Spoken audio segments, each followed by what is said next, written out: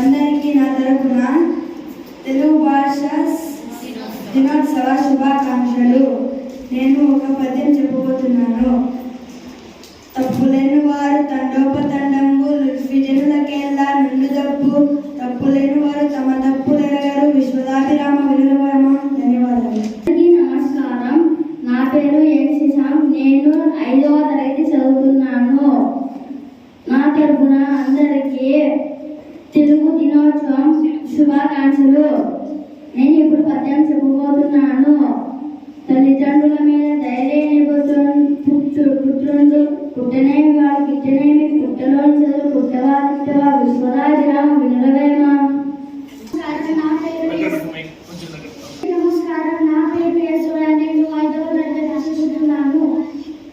నా తరపున అందరికీ తెలుగు భాష శుభాకాంక్షలు.